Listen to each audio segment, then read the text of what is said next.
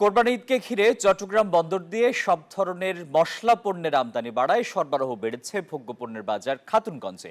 তাই সব ধরনের মশলার দাম এখন নিম্নমুখী, কিন্তু খুচরা বাজারে এখনো কোনো প্রভাব নেই। এদিকে আমদানি পেঁয়াজ বাজারে কম থাকায় বাজার এখন দেশি পেঁয়াজের দখলে।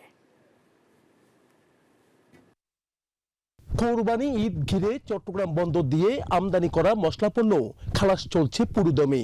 এইবার এলসি জটিলতা না থাকায় আমদানিও বেড়েছে কয়েক গুণ। সরবরাহ বাড়ায় দেশের বড় ভোগ্যপণ্যের বাজার খাতুনগঞ্জে বেড়েছে সব ধরনের মশলার দাম। যেখানে এক সপ্তাহ আগে 4,800 টাকা পাইকারি দরে বিক্রি করা এলাচ 4,000 টাকায় বিক্রি হচ্ছে। বান্ডেল থাকলে প্রতি সেনমানিতে টাকা বাঁচবে। বিকাশ সেনমানি বান্ডেল কিনে জিতুন প্রতি লেনদেনে।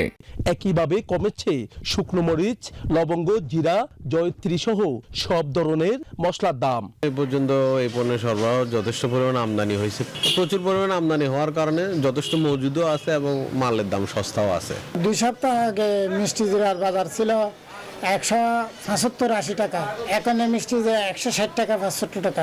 এইদিকে পাইকারিতে মশলা পণ্যের দাম কমলেও খুচরা বাজারে এখনো এর কোনো প্রভাব দেখা যাচ্ছে না। অন্যদিকে দেশি পেঁয়াজের ফলন বাড়ায় কমেছে আমদানিকৃত পেঁয়াজের দাম। বাইরের দেশে পেঁয়াজ নাই আর কি, ইন্ডিয়ান কোনো পণ্য নাই, চায়নার কোনো পণ্য নাই, পেঁয়াজ নাই, ওগুলো আর কি।